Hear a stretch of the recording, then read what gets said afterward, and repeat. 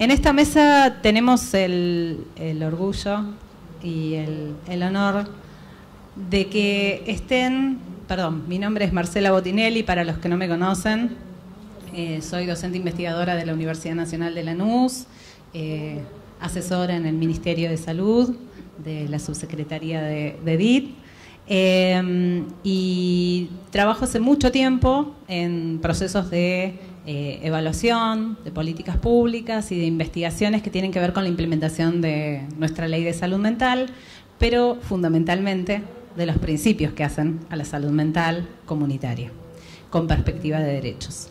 En ese sentido, me toca presidir la mesa. Sabemos que tenemos el tiempo súper acotado.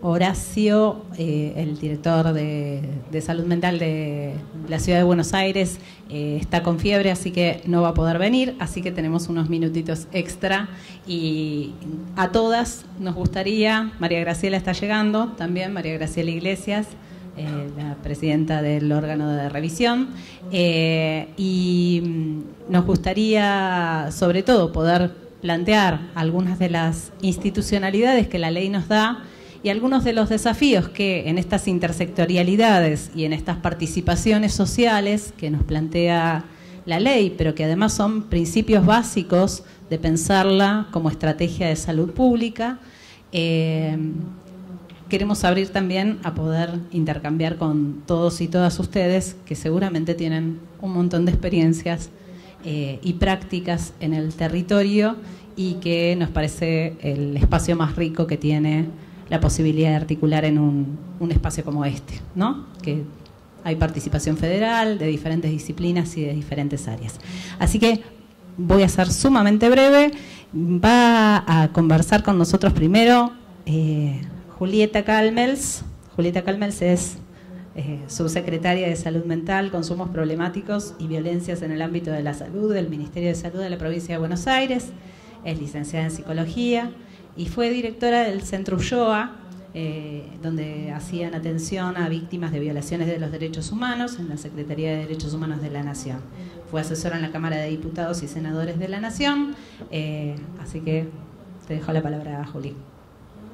Bueno, buenos días a todos, muchas gracias por la invitación a este congreso, a este encuentro donde nos fuimos también saludando con muchos otros compañeros del campo de la salud, en lo que viene siendo la construcción de un movimiento sanitario argentino muy pujante y a la vez también con mucho compromiso por las transformaciones que aún Argentina tiene por delante para caminar. Así que celebro estos encuentros que nos fortalecen en los debates y en los niveles de organización que tenemos que cada vez más lograr para que el campo de la salud y la salud pública en un mundo tan complejo se fortalezca, crezca y en última instancia se acerque cada vez más a la concreción de la salud como un derecho, para lo cual hace falta producir también en Argentina un conjunto de reformas.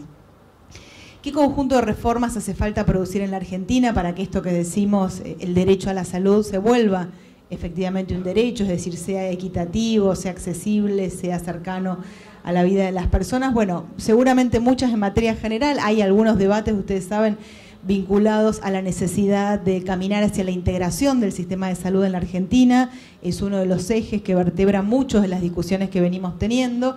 En la provincia de Buenos Aires presentamos hace poquito tiempo con el gobernador un plan quinquenal en la ciudad de Mar del Plata, en un gran congreso vinculado a la integración del sistema bonaerense de salud, y en los que estamos militando y ocupando las funciones de responsabilidad en el Estado de la provincia de Buenos Aires en materia de salud mental. Compartimos acá con todas las compañeras de la mesa desde hace muchos años un compromiso por producir las reformas en materia de salud mental que nuestra ley dispone, que nuestra Ley Nacional de Salud Mental sintetiza en ese marco normativo, pero bueno, que es necesario también decir, requiere para los sistemas de salud argentinos y mundiales reformas. Y para quienes tenemos un compromiso por la transformación de las sociedades en las que vivimos y apostamos a la política y al Estado como herramientas para esa transformación, encontramos en la ley una oportunidad maravillosa para producir esas transformaciones que por lo menos los proyectos políticos del campo nacional y popular ven como una de las transformaciones que acumula o se integra a los procesos de inclusión social que los proyectos nacionales y populares tienen en última instancia como horizonte, ¿no? Y la inclusión social para las personas con padecimiento mental, bueno, vaya que es uno de los desafíos más importantes, ¿no? Por la doble condición que en general se acumula para las personas con padecimiento mental y pobreza, ¿no? Las personas más humildes con padecimiento mental. Nosotros constatamos en lo diario de los trabajos que llevamos adelante, bueno, que tienen seguramente una carga de exclusión y de estigma mucho mayor que la que tiene otros sectores de nuestro pueblo.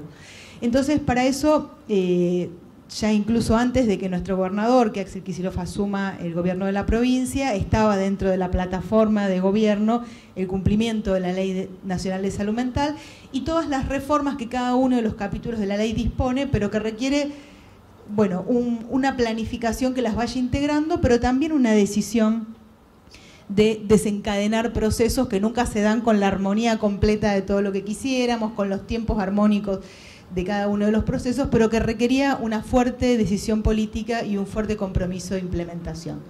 Por eso la provincia está transitando en una reforma del modelo de atención en materia de salud mental, una provincia de 17 millones de habitantes, con una extensión territorial muy grande.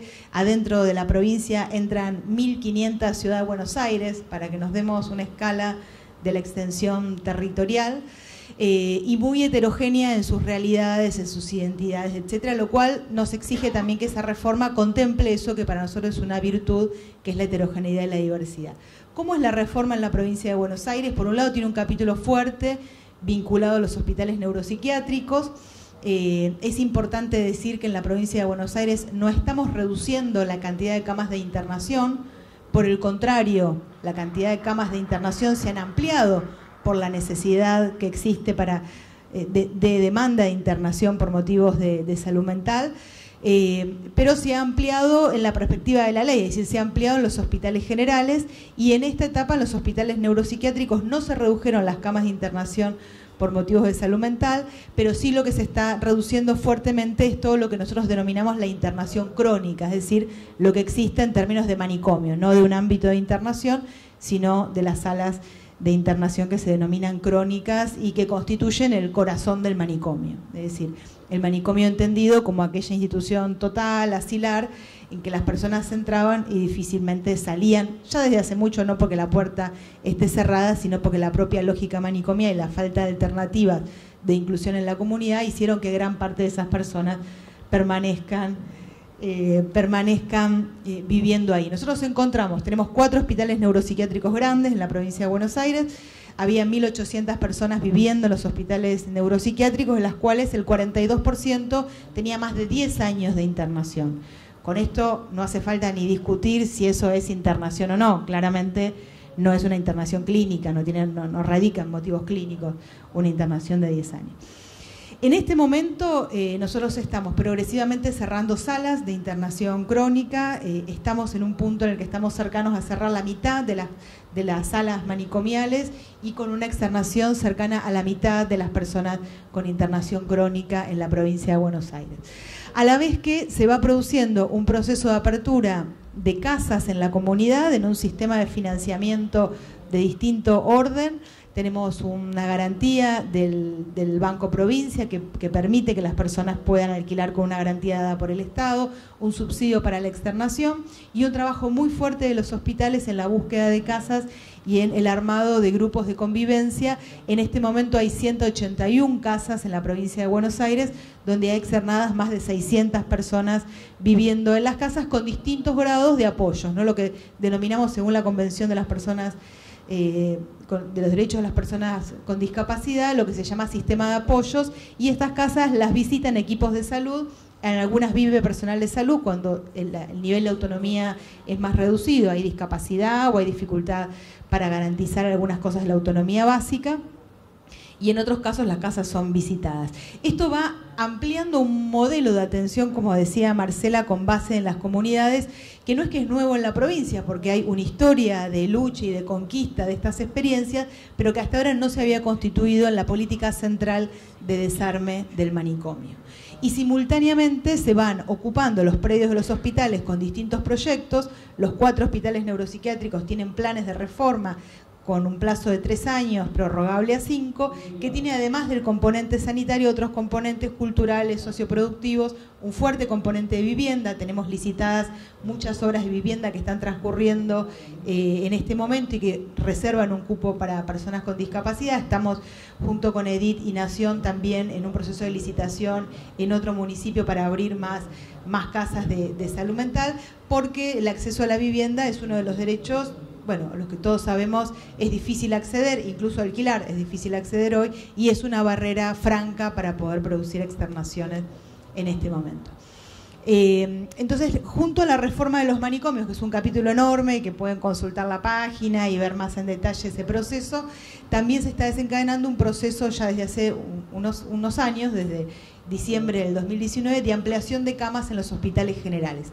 Estamos en un momento de cerca de una ampliación del 60% de camas para internación en hospitales generales y un fuerte trabajo con los municipios y desde la provincia para la ampliación de lo que denominamos centros comunitarios de salud mental, con la fortuna de poder anunciar que al momento de hoy hay 18 nuevos centros comunitarios en la provincia de Buenos Aires, que los municipios, no solo la provincia, están cada vez más inclinados a poder construir estos dispositivos, y a la vez 14 centros comunitarios más que estamos ampliando y que estamos licitando. En este momento me acabo de encontrar con el secretario de Salud de Varela, donde va a ir un nuevo centro comunitario. Entonces, la reforma de los hospitales generales, que incluye esta cantidad de camas, pero incluye un fuerte ingreso de recurso humano. Hay 114 profesionales trabajando para la atención de las urgencias en los hospitales generales, en un contexto y en un momento de Argentina donde el aumento de la demanda de atención de las urgencias por motivos de salud mental es importante, pero nosotros también sabemos que una buena atención de las urgencias requiere también ampliar las bases comunitarias de atención, de acompañamiento y de cuidado, y que no solo se trata de tratamientos, sino también de construir dispositivos como los centros comunitarios, como los procesos de acompañamiento u otros programas transversales, de los cuales por lo menos dejaría mencionado 2. Uno es el programa de infancias y juventudes que tenemos en la provincia de Buenos Aires, que está haciendo una fuerte política de atención y cuidado para las infancias, algo muy pendiente.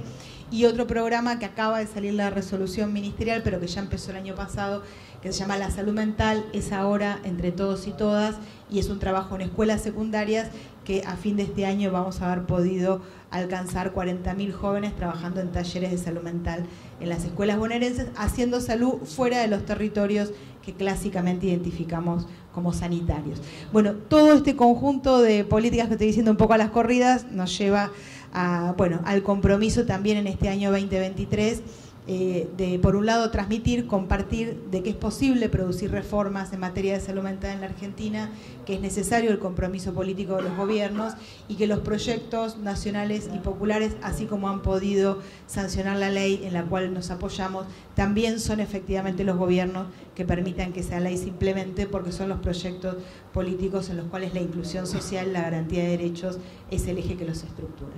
Así que bueno, por ahora eso, invitarlos en este 2023 a comprometer los esfuerzos para poder seguir en esta dirección. Bueno, gracias.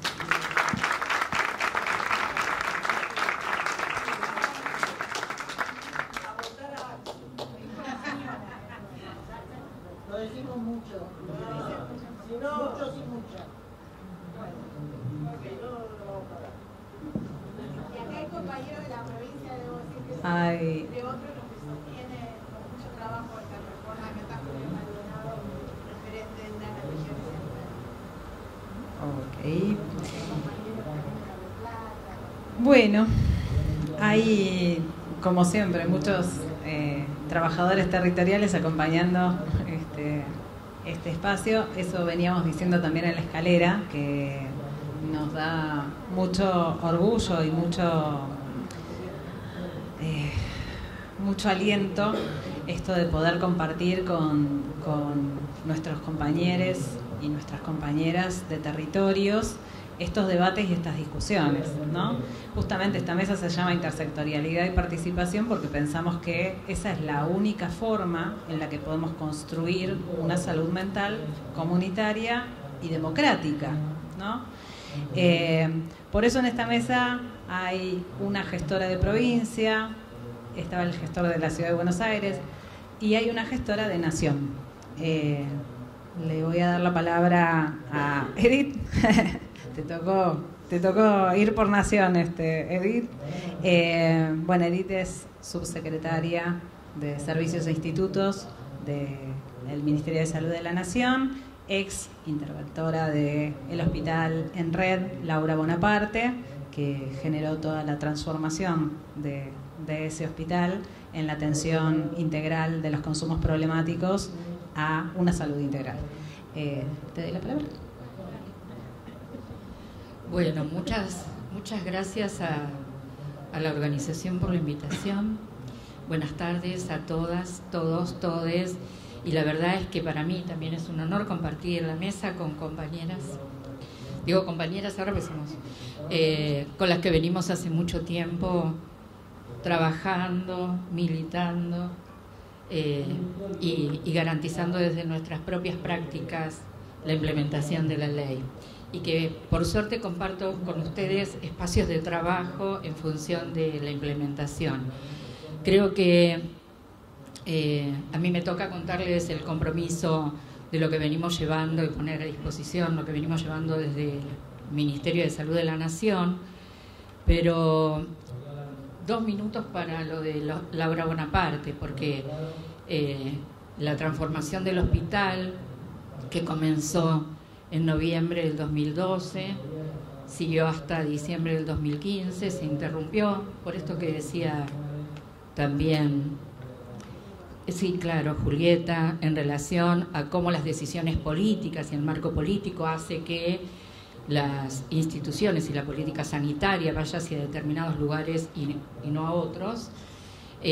Yo volví al hospital con la pandemia, volví en inicios del 2020, y siempre lo tomo unos 2 minutos para mencionar por qué Laura Bonaparte en el cambio de nombre del Senareso, porque bien nombrabas que tiene historia, las buenas prácticas, las prácticas desde los trabajadores de salud mental en función de lo que la ley viene a sostener desde un marco legal, porque si no parece que sea algo nuevo, y acá tenemos compañeras de la PDH que hace mucho tiempo vienen trabajando en esa línea, que son orgullo para todos nosotros, todas nosotras, el poder seguir aprendiendo. Y también, por eso traigo lo de Laura, porque Laura Bonaparte fue una psicóloga que fue parte del equipo del doctor Goldenberg en Lanús. Digo, tenemos historia, porque a veces cuando aparece que es algo nuevo, que se nos ocurrió de repente, ¿por qué hablamos de derechos humanos cuando estamos hablando de salud? Cuando en realidad hasta podríamos decir que Carrillo ya estaba planteando en 1949 que la salud es un derecho, y es un derecho humano inalienable. Entonces me parece que Laura, que fue psicóloga y que trabajó en esa línea, y que trabajó con el doctor Florial Ferrara en la escuela, lo que era la Escuela Superior de Sanidad, en aquel momento, cuando Florial fue ministro de Salud de la provincia, que también ahí hubo intervenciones que tienen que ver con esta línea, en la que hemos aprendido, y personalmente muchas de las ideas que estamos tratando de poner ahora y llevar adelante en las distintas provincias tienen que ver con esa historia, tienen que ver con esos aprendizajes. Laura le tocó sufrir que su familia fuera una de las familias más diezmadas por la dictadura cívico-militar y por la AAA, todavía en gobierno democrático de Isabel Perón, y fue madre de Plaza de Mayo, línea fundadora. O sea que siempre la nombro porque muchos tal vez no saben quién era Laura, por qué se nos ocurrió. Hubo alguien que alguna vez dijo, ¿por qué no le pusieron el nombre de alguien que tenía que ver con salud mental? Y siempre me parece que es importante nombrar por qué elegimos a Laura como nombre que nos comprometía en el hospital a las transformaciones, a las intervenciones desde los derechos humanos. Dicho esto, me pongo a hablar de la estrategia. Ustedes saben que el año pasado, hacia abril, yo estuve en el hospital hasta diciembre del 2021. En el 2022 fui convocada a esta subsecretaría que tiene a su cargo la Dirección Nacional de Salud Mental, la Dirección Nacional de Servicios Asistenciales de la Nación y la Dirección Nacional de Emergencias Sanitarias. Chao. Y entonces empezamos a trabajar con el respaldo de la ministra Bisotti en la Estrategia Federal de Salud Mental. En tanto, también desde la perspectiva que plantea la ley, desde la perspectiva de la salud comunitaria, pensar una salud y una intervención libre de violencia, respetuosa de las diversidades, se empezó a construir toda una serie de líneas de acción puestas a disposición de las provincias. Por eso también entendemos que es una estrategia federal, porque lo que reconocemos es las diferencias geográficas, las diferencias demográficas, las diferencias culturales, etnográficas y políticas de cada provincia. En algunas, como comentaba Julieta, las cosas son más sencillas, y en otras hay que respetar mucho los trayectos de tantos trabajadores de salud mental que vienen trabajando en esta línea y que hacen denodados esfuerzos por llevar adelante estas transformaciones en las instituciones, porque en definitiva también es cierto de que hay también maneras de generar resistencia a determinadas políticas. Ahí llegó María Graciela.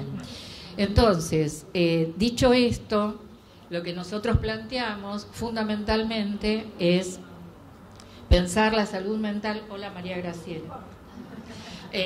La salud mental en todas las políticas, porque para poder llevar estas transformaciones es necesario instalar justamente la transversalidad más allá de la modificación de los servicios asistenciales. O sea, hay el compromiso de instalar esta transversalidad y empezar a pensar cómo se da respuesta. Algunas de las cosas que iba planteando Julieta, que tiene que ver con inserción laboral, ahora voy a breve, te lo prometo, algunas de las cuestiones que venimos trabajando, como el tema de viviendas, que dependen de otros ministerios, y que esto hace a cómo se puede llevar adelante algunas de estas líneas.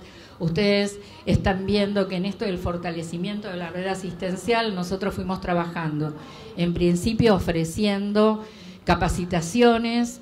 Hemos tomado el tema de niñeces y adolescencias como un tema de vacancia a nivel nacional. No es una novedad para ustedes escuchar que en un centro de salud se plantea que niños no atienden, o que se plantea que adicciones no atienden. Sí. Entonces, la capacitación, ofrecer la capacitación a los trabajadores de salud mental que están dentro del primer nivel, así mismo como en el segundo nivel, pero fundamentalmente en el primero, como para pensar distintas formas de intervención y las herramientas que consideren necesarias, sobre todo porque hay lugares, en distintos lugares del país, donde los compañeros están muy solos, que a lo mejor en una posta o a lo mejor en un centro de salud se encuentra una psicóloga con una enfermera y es todo el equipo de salud que hay. Por lo tanto, lograr el acompañamiento. ¿Por qué? Porque si estamos hablando de salud mental con base comunitaria y no tenemos equipo que esté trabajando en la comunidad, y romper la idea del territorio también, porque si no se plantea que el territorio es solamente si uno sale, ¿sí? El hospital es un territorio y tiene que ver con cómo se pensaron las instituciones cuando se implementó el sistema capitalista, como instituciones de control. Y también tenemos que pensar que para transformar las prácticas tenemos que transformar las maneras de pensar las instituciones que nos producen filiación simbólica y que hacen que pensemos que hay una sola manera de trabajar. Desde esa perspectiva fuimos ofreciendo desde el Remediar, que es un programa que ya existía hace más de 20 años, ahora ya cumplió más de 20 años, la posibilidad de que haya botiquín en salud mental. Desde el programa Sumar, que haya más prestaciones que se puedan financiar, porque esto redunda en beneficios para los centros asistenciales y para los bolsillos de los trabajadores que hacen esas intervenciones. Vinimos trabajando pensando en el lugar del juego y el lugar del abordaje comunitario y pensando desde lo vincular y lugares que faltan para que haya encuentros en nodos de cuidado que tienen que ver con espacios. Ahora se inaugura el 21, creo que es en Gualeguaychú, el primero, de nodos de cuidado, que tiene que ver con un espacio donde haya equipo de salud, donde haya y trabaje cultura, deporte, porque faltan espacios de encuentro, ¿sí? En muchos lugares de nuestro país faltan lugares de encuentro. Estamos trabajando con lo que dice ahí, primera escucha en escuela media y universidades. Esto que están viendo venimos trabajando, que ahora lo voy a plantear, con distintos ministerios, en esto de la salud mental, en todas las políticas. Por eso aquí las compañeras que comparten espacio, la CONISMA que está planteada en la Ley de Salud Mental, que es la Comisión Interministerial de Salud Mental y Adicciones, está funcionando desde el año pasado, todos los meses en una reunión, una presencial, una virtual, en la que por supuesto participa el Consejo Consultivo Honorario y el órgano de revisión, con la presencia de todos los ministerios. Y entonces, voy avanzando porque se me termina el tiempo. Voy a poner la de los ministerios, ¿sí? Bueno, lo puedo dejar acá. Por ejemplo, con el Ministerio de Educación fuimos avanzando en el trabajo del programa de prevención de suicidios, asimismo con la Defensoría del Público en capacitaciones a comunicadores sociales, obviamente lo de los medios de comunicación hegemónicos, vinculados, claro, con intereses de poder económico, no vienen esas capacitaciones, pero nosotros insistimos en capacitar en una manera de mencionar situaciones vinculadas a suicidio, a consumos problemáticos y a salud mental en general. Se han construido el primero, el de prevención de suicidio y cómo comunicarlo, con la provincia de Buenos Aires. Un minuto. Y los segundos fueron convocando a determinados expertos. Hay un 0800 que funciona 24 horas, lo atienden psicólogas, digo psicólogas, son todas mujeres, que están las 24 horas al teléfono. Esto funciona en el Hospital Bonaparte y lo que se trabajó es la construcción de una red asistencial. Si llama a alguien de provincia de Buenos Aires, se pone en contacto con el 0800 que tiene provincia de Buenos Aires. Si llama a alguien de Salta, se pone en contacto con el número de Salta para atender las urgencias. Los ministerios, con trabajo, empleo público y seguridad social, venimos trabajando en distintos programas en función de la inclusión laboral, no solo a través de cooperativas, sino de capacitaciones en función de lograr con una beca la capacitación y después tener inclusión en empresas, o sea, no solamente como reunir a quienes tienen un padecimiento, tuvieron una internación o un tratamiento, sino que sea, claro, un ciudadano más, porque lo que estamos tratando es romper con los estigmas, ¿sí? Desde el Ministerio de Educación les decía, acercar los equipos de salud a la institución, porque estos espacios de escucha tienen que ver con que a empezar a hacer sinergias. Esto de la fragmentación para nosotros tiene que romperse, y que el equipo de salud esté dentro de la institución educativa favorece generar espacios de escucha no solamente para los estudiantes, sino también para los docentes y los no docentes. Desarrollo territorial y hábitat, lo que comentaba Julieta, hay un convenio para la construcción de viviendas. En el Montes de Oca se están construyendo 50 viviendas, en Berisso estamos atrás de las licitaciones, que con problemitas de la inflación a veces tenemos algunos problemas, pero en todas las provincias, hay 14 provincias donde se están construyendo viviendas para lograr la externación de pacientes que están en monovalentes, y la mayoría tienen características de residencias asistidas o en algunos casos de casas de medio camino. Con el Ministerio de Desarrollo Social se viene transformando algunos de los programas en función de las necesidades para que haya la posibilidad de formación y que el potenciar trabajo tenga un lugar para quienes están en tratamiento por un padecimiento subjetivo. Con el Ministerio de Deportes está el equipo que implica becas para que quienes están en tratamiento puedan asistir a clubes de barrio y hacer actividades deportivas. Con el Ministerio de Mujeres, Género y Diversidad estamos haciendo distintas capacitaciones con los equipos en todo el país en función de cómo abordar situaciones de trata, situaciones de violencia de género, situaciones en los servicios asistenciales de quien asiste víctima de una violación para que no sea revictimizada dentro de las instituciones de salud. Con todas las otras también venimos trabajando. Me están diciendo que tengo que terminar, 0 minutos. Así que muchas gracias y después, si quieren, hablar. Gracias, Edith. Perdón, me toca la odiosa tarea de recordarles el tiempo. Bueno, y vamos a compartir ahora 2 institucionalidades que la ley habilitó, promovió y sostiene como necesarias para garantizar esos principios de los que habla. Vamos a darle la palabra a las compañeras que vienen del Consejo Consultivo Honorario de Salud Mental. Ellas son Tatiana Moreno, psicóloga, trabajadora del Sistema de Salud Pública de la provincia de Santa Fe, docente de la Facultad de Psicología de la Universidad Nacional de Rosario, integrante de la Red de Experiencia Santa Fe y Red de Cuidados de Salud Mental Comunitaria Santa Fe, que actualmente es la presidenta del Consejo Consultivo Honorario de Salud Mental y Adicciones y con la que compartimos el consejo anterior, en la convocatoria anterior, y la acompaña Norma Montenegro, que es socia fundadora y tesorera de la Asociación Civil Los Abuelos del Francés, un espacio que agrupa a personas adultas mayores que estaban referenciadas al ex Hospital Francés y que desde el 2019 representa a la asociación en el Consejo Consultivo Honorario y se desempeña en este momento como secretaria de ese consejo. Les damos la palabra. Bueno, muchísimas gracias. Bueno, acá estamos con Norma sosteniendo ahí la representación del Consejo Consultivo. La verdad que es un honor estar acá, agradecer especialmente, entiendo que Marcela tiene mucho que ver, Marcela y el equipo, pero bueno, ella ha venido trabajando mucho y se ha comunicado también con todas nosotras de modo personal, bueno, cuidadosamente, así que agradecer.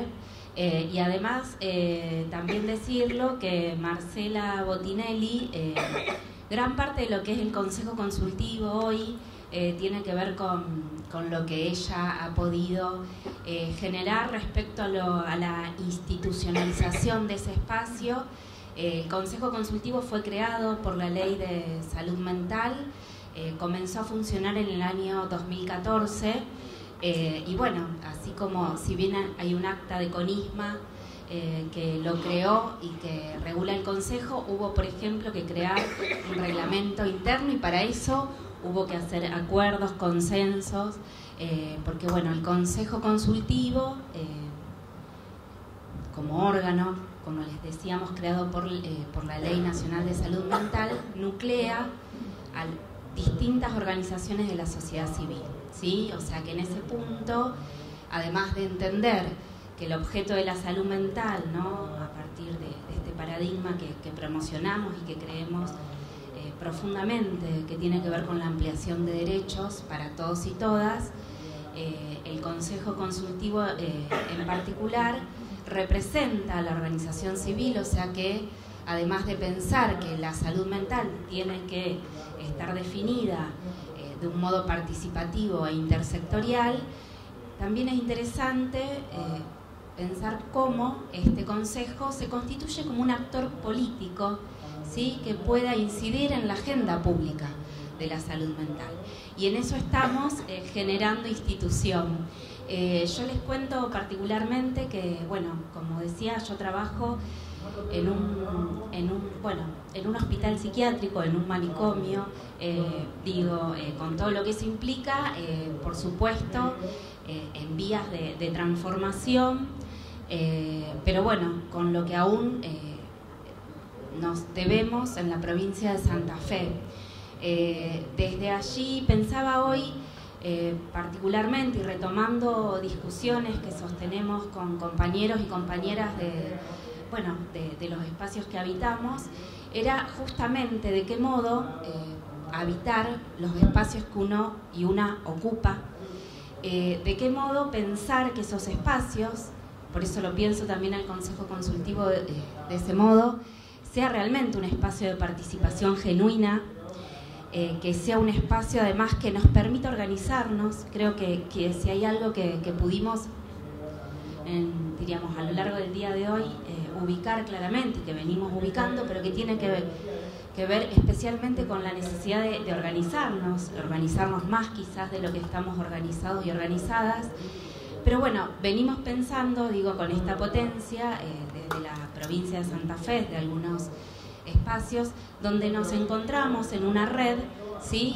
Pensando la salud mental en este punto, como decíamos, respecto a lo que traía Edith también, de por qué pensamos la salud mental en un marco de ampliación de derechos. Tenemos mucha historia detrás de eso, y en ese sentido, como red, pensamos esa responsabilidad que tenemos, ¿no?, para disputar el campo de lo público, de lo social. En Santa Fe somos una red que nuclea, por ejemplo, el Colegio de Psicólogos y Psicólogas, nuclea también algunas áreas de la Facultad de Psicología, como ser programas, cátedras, también al movimiento de usuarios y usuarias y trabajadores y trabajadoras en defensa de la Ley Nacional de Salud Mental, y otros espacios que pensamos justamente cuál es nuestra responsabilidad, no solo respecto, en mi caso particular como psicóloga, respecto a lo clínico, ¿no?, y en esto que también traía Julieta, que es sumamente interesante porque eso interpela, que alguien, o sea, que el 40%, como le decías, de las personas que están internadas, hace más de 10 años que están internadas, la verdad que eso nos tiene que interpelar sobre qué tipo de tratamiento se trata ese, ¿no? En el hospital donde yo trabajo hay una persona que hace más de 60 años que está internada, y la verdad que es conmovedor cuando uno piensa en esto, interpela, y creo que ahí tenemos como trabajadores y trabajadoras de salud, pero además como ciudadanas y ciudadanos, y además ocupando estos lugares, es, bueno, digo, de qué modo nos interpela y de qué modo generamos además, pensaba, cómo vemos esas condiciones o cómo pensamos transformar esas condiciones que en realidad, más allá, y no es, no es sin eso, de esta práctica humana, ¿no?, respecto a cómo alojar a alguien que padece en salud mental, pero también me parece que hay que pensar un poco más allá respecto a las condiciones que producen que eso en algún momento se desdibuje como padecimiento en salud, ¿no?, y entren en juego otras cuestiones.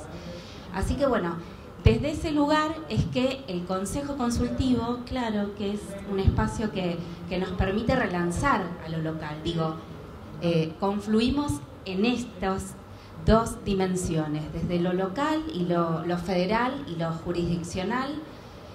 Norma es de acá de la ciudad de Buenos Aires, tenemos compañeros de otras provincias y jurisdicciones en el Consejo, y eso confluye en el Consejo.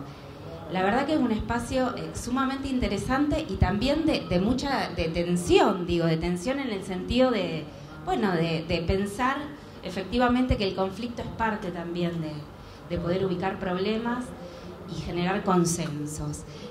Pero bueno, siempre lo que aparece ahí tiene que ver justamente con, de qué modo no distraernos, ya termino, no distraernos en lo que puede implicar una corta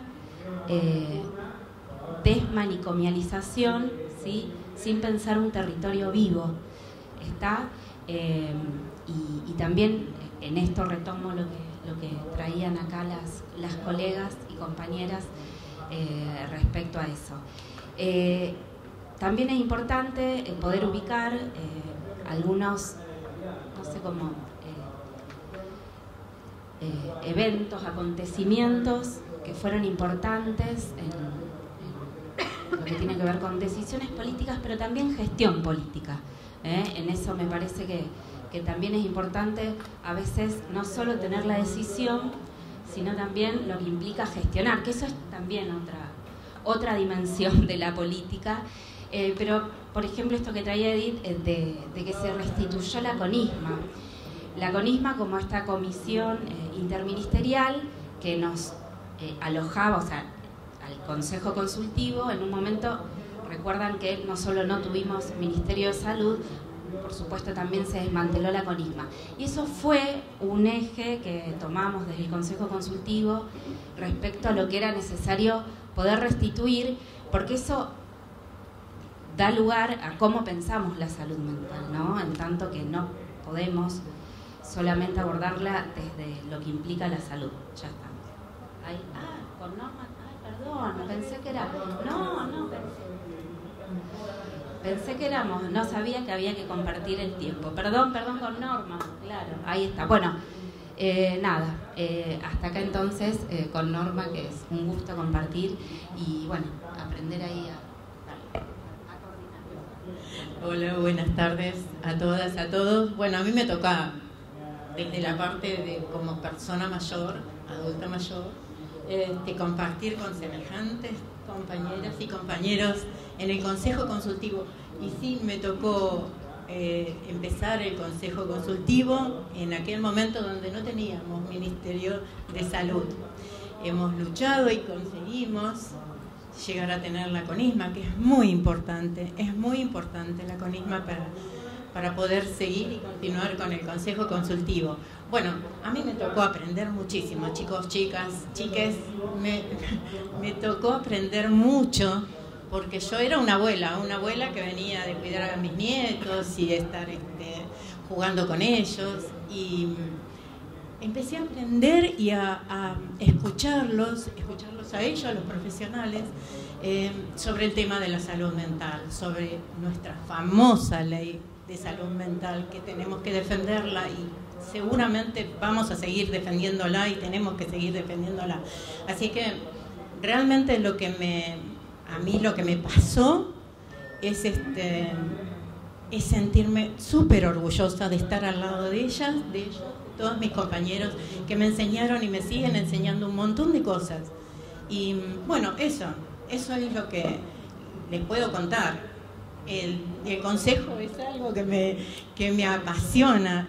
Este próximo periodo también fuimos los abuelos del francés, la asociación civil a la cual represento dentro del Consejo Consultivo, nuevamente tener el honor de poder compartir con ellos y con ellas.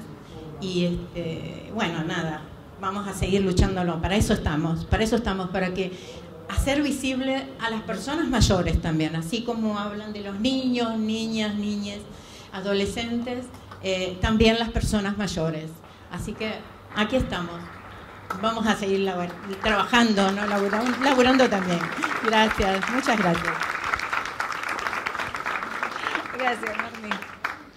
Bueno, y para finalizar, otra de las institucionalidades imprescindibles en la sustanciación de la ley y en estas articulaciones intersectoriales, interdisciplinarias y participativas que tenemos, es la creación del órgano de revisión.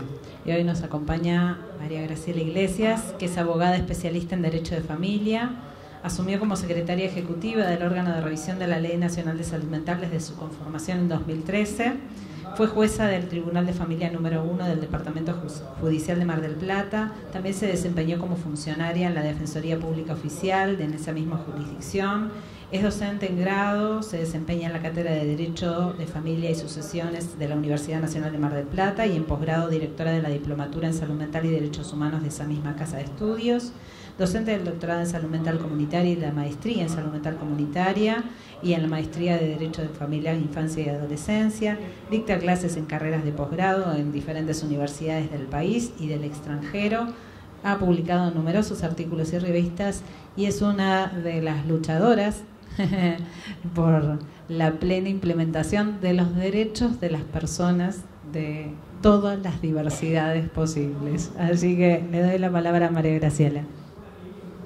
Bueno, muchas gracias. No sé, va a haber que reducir el tema de la hoja de vida porque como demasiado. Bueno, igual agradezco.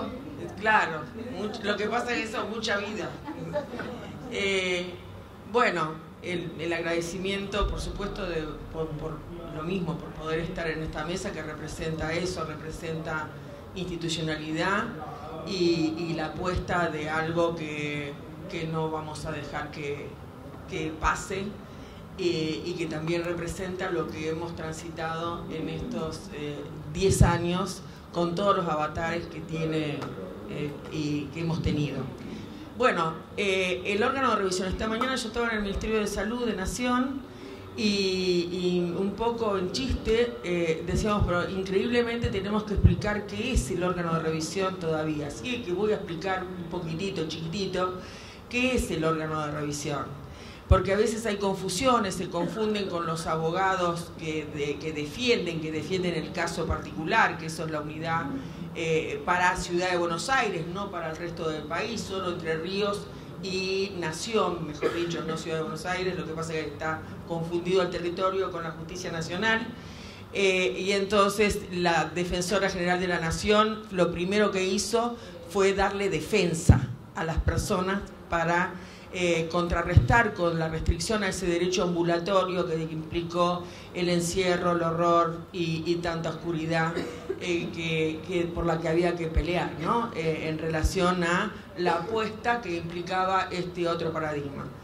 Pero no el órgano de revisión. El órgano de revisión nace de, no voy a hacer ahora todo el cuento legislativo porque abruma un poco, pero sí decir que una de las peleas que dábamos en el momento anterior a la sanción de la ley era defender algunas declaraciones que provenían del derecho internacional, de los derechos humanos, entre esos los 21 principios de Naciones Unidas para la protección, entre comillas, del enfermo mental. Hoy está confrontado con la Convención de los Derechos de la Persona con Discapacidad y ya no tendríamos que hablar de enfermo mental, ¿no? Pero sí es cierto que esto fue me acuerdo un taller que se hizo en la Corte Suprema con Salud y Justicia ahí, con toda la sangre puesta en lo que había que hacer, donde justamente se hablaba de la incidencia que la OMS y la OPS tenían en el acompañamiento de aquellos países que sancionaban una ley. Y ahí estaba la protección, los 21 principios de protección para los enfermos mentales. Y en uno de esos principios se aconsejaba que hubiera un organismo sui generis, cuasi judicial, no judicial, cuasi judicial, libre, independiente, interdisciplinario, multisectorial, que no estuviera atado a las gestiones. Eso fue muy importante que se estableciera. Es decir, con un asiento en el lugar más extrapoder que tenía el Estado argentino. El lugar más extrapoder que tiene un Estado es el lugar de las garantías. Y el lugar de las garantías es el lugar de la defensa, cuando esa defensa es verdaderamente autónoma. Y eso nos permitió a nosotros, en épocas muy difíciles, resistir a que un 17 de noviembre del 2017 se pretendiera modificar la ley a partir de cambiar el reglamento y se pretendiera pasar el órgano de revisión a un ámbito que no correspondía, porque lo que fluye en democracia son los roles como de lo que estamos demostrando en este momento. Eso es cómo surgimos, y surgimos con representantes de los distintos sectores del Estado, Ministerio de Salud, Secretaría de Derechos Humanos y Defensa, y sectores de la sociedad civil, donde por primera vez las personas, después pónganle usuario, paciente, digan lo que quieran, pero las personas tenían representación. Y uno de esos sectores está representado por las personas usuarias del sistema de salud mental, una ONG de defensa de los derechos humanos y la otra que nuclee a la mayor cantidad de profesionales, trabajadores del ámbito de la salud mental. Eso es el plenario. La Secretaría Ejecutiva, que es quien lleva adelante el trabajo, quien ejecuta, quien representa y preside ese organismo, pertenece al Ministerio Público de la Defensa y tiene esa inviolabilidad de que no puede ser atacada salvo por su mal desempeño, ¿no? Como por cualquier cuestión. ¿Qué es lo que hicimos entonces? Porque había que presentarse en sociedad. Por un lado, supervisar el sistema de salud mental en la implementación de la ley. Esto implica un trabajo político institucional, de incidencia, de recomendaciones, de estar en los lugares que también se nos pretendió ralear, que hubo que reclamar muchas veces para que no podía dejarse de lado la presencia del organismo de control. Y la otra es el pivot entre el Poder Judicial o la Administración de Justicia toda, ¿no? Y por eso hay abogadas, y quien preside o quien es titular es justamente una abogada, tiene que ver con los derechos, pero de una manera que hace al enclave de la salud mental, que es que los derechos se construyen y que esta ley de salud mental no puede tener anomia en la medida en que tenga representación social, y que cada uno de los que están acá presentes, sean profesionales, estudiantes o el lugar que ocupen, construyen derecho cuando tienen la responsabilidad, a veces el desconsuelo y otras veces muchas la dicha, de estar con una persona a quien se le ofrece libertad y derechos. Entonces, desde ese lugar nosotros nos teníamos que preguntar, bueno, ¿cómo aparecemos? ¿Qué es un órgano de revisión? Tampoco lo teníamos claro. Y así aparece la primera recomendación, que es la eliminación de la práctica de electroshock. Es el único país hasta el momento que tiene un instrumento por el cual se recomienda la eliminación de la práctica de electroshock. Acá trajo maremotos, tsunami, en relación a los que defienden y a los que estaban consustanciados con la práctica. Lo cierto es que en el ámbito de los derechos, ninguna práctica que no pueda ser consentida es legítima. Más allá de las disquisiciones, de lo que se pueda, no puede, que si provoca, que si no provoca, que si esto es un reseteo que se hace y que entonces la persona, ¿no?, por un tiempito, no hay claridad en la literatura, ni a favor, ni... Lo cierto es que nadie que no pueda consentir, ninguno de nosotros y nosotras que estamos acá, puede avalar una práctica si no hay consentimiento informado. Entonces, eso fue lo primero que hicimos. Después tomamos de Pizarnik un verso, eso se lo debemos a Leandro Luciani Conde, que trajo la poesía a la recomendación y que comienza diciendo: la muerte no es muda. Y esto implica nuestra función. La muerte no es muda en ningún contexto. Y entonces nosotros tenemos la responsabilidad de intervenir. ¿Por qué? Porque el Estado tiene la obligación. Cualquier persona que esté alojado bajo la custodia del Estado, el Estado le debe, tiene deberes de obligación de vigilancia que no es para los funcionarios del Estado. Se delega con efecto dominó a quien atiende una persona, si la atendemos en cualquier ámbito de salud donde existe esa asimetría de poder entre el saber y la situación de una persona. Mucho más cuando eso se da respecto del Estado. Esa fue una de las recomendaciones. Después, nosotros estamos en una política de género, ¿no es cierto? Sin embargo, el género en las mujeres institucionalizadas o en las mujeres dentro del campo de la salud mental no aparece con tanta claridad. Incluso hubo que trabajar con las compañeras feministas porque la verdad que los estereotipos particulares que surgen del género en salud mental no son debidamente visibilizados. De más está decir que hay muchos cuidadores varones todavía en las noches. y que nosotros intervenimos en muchísimas situaciones que tienen que ver con abuso. Y que la anticoncepción no se puede dar sin consentimiento informado. Sin embargo, recorremos muchos y monitoreamos muchos lugares donde sin preguntar una sola palabra, las mujeres y adolescentes se les aplican un tratamiento hormonal para la anticoncepción. Niños, niñas, adolescentes. Estoy hablando en clave de derechos y en clave de función, ¿no? Porque hace la política pública. La política pública no es únicamente lo que se puede hacer, ni toda la maravilla de lo que se pueda realizar. Empieza en casa, empieza por acá. Y entonces niños, niñas, adolescentes, no puede haber un niño solo, una niña sola. No puede ser internaciones donde las criaturas, los chicos, las chicas estén solas, porque no hay acompañante terapéutico. No tiene que ser acompañante terapéutico, puede ser un allegado, la familia, lo que no puede estar solo, pero no porque es una cuestión de la política pública, es una cuestión de obligación del Estado, es legal, es ley, es obligatorio. Como es obligatorio respetar el consentimiento informado. Si acá se habla de derechos, empecemos por eso. Empecemos a saber y a instrumentar que el consentimiento informado no es para salvar la responsabilidad profesional. El consentimiento informado es para que las personas puedan tener un proceso que al final puedan otorgar una preferencia o una decisión. En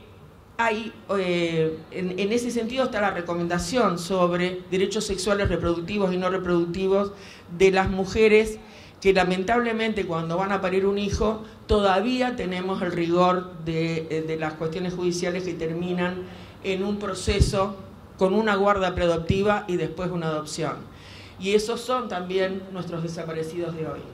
Entonces ahí hay una responsabilidad conjunta y transversal que la ley vino a poner visible para que esto cambie. Por eso la transformación es intersectorial. Yo vengo conmovida de hace unos días, con esto termino, porque el órgano de revisión, por suerte, está presente y está presente sin negociar lo que no es negociable y acompañando lo que se debe acompañar.